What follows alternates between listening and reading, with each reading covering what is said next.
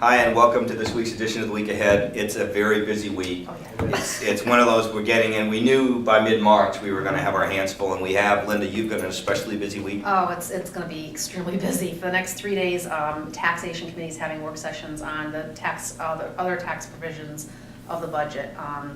Today we're having a work session on, they're having a work session on Better Betty, the conversion. They're also having a work session on revenue sharing, homestead exemption, nonprofits. Tomorrow's individual income tax day.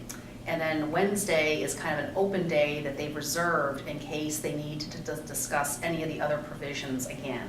But I anticipate over the next few weeks that they are going to hold many work sessions discussing all of these provisions, because what they've really been doing the last week and this week, they're just going to go through all of the different sections and just kind of talk about them in general, and I think they've reserved a lot of questions. They've asked some questions, they've asked for some more information, but I think they're really, over the next week or so, they're going to be discussing it. So they've kind of just walked through the provisions, and now I think over the next few weeks. And making recommendations to the Appropriations Committee. Right, they have to make recommendations before April 1. That's when their due back date is. So. That's not a lot of time. It's not. It's really not. And the Senate chair has told them, we need to, basically, we have a lot of work to do in a very short period of time to do it. And this is really, the budget's really kind of put off all of the work, the public hearings on all the bills that they have. They've only done about 20% of the bills. Right, they've still got bills and being they've got referenced a to them that's tremendous, outside of the budget. yeah, they said originally I think they were expecting about 150, 160 bills, but now I think it's down to like 110, 120. So it's a little bit less than what they originally anticipated, but still it's a lot. I mean, that's public hearings and that's work sessions. Right, it's all work that needs to be done. It's a lot of work. So it's going to be really busy. Ben?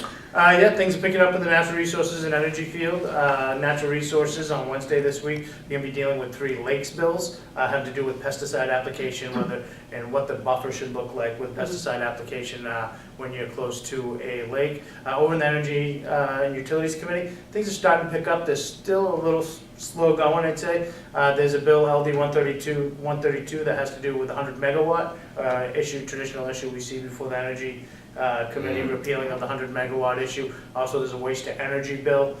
So those are things that are going in energy and our environment. See, the real action this week is going to be in the Education Committee, as we're starting to see some of the attacks on standardized testing in Maine, which is very important because we need standardized testing so we have an educated workforce. We know where they are, and there's a big push.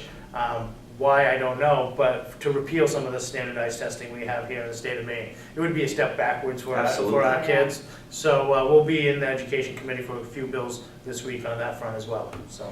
For me, in the Labor, Commerce, Research, and Economic Development Committee, we've got work sessions on bills that the committee heard last week.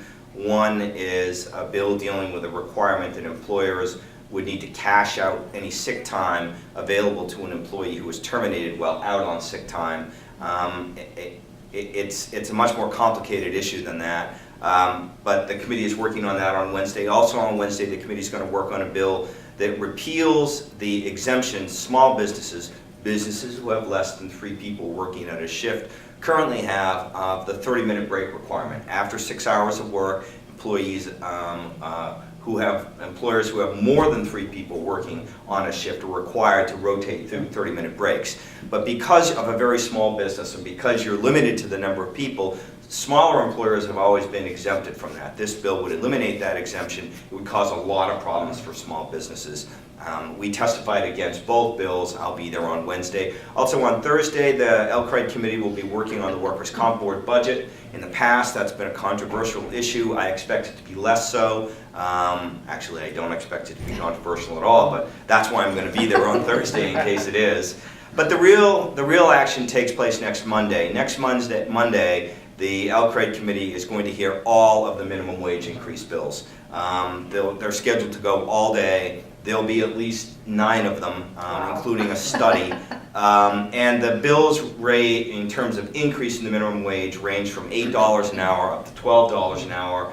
Probably half of the bills proposed also include indexing to the minimum wage after the bill hits whatever the top mark is, $10.10, $12, $9.50, whatever it is. We're absolutely opposed to the indexing portion, and we're in conversations and discussing what the minimum wage increase means overall to employers and our members Yep. right now.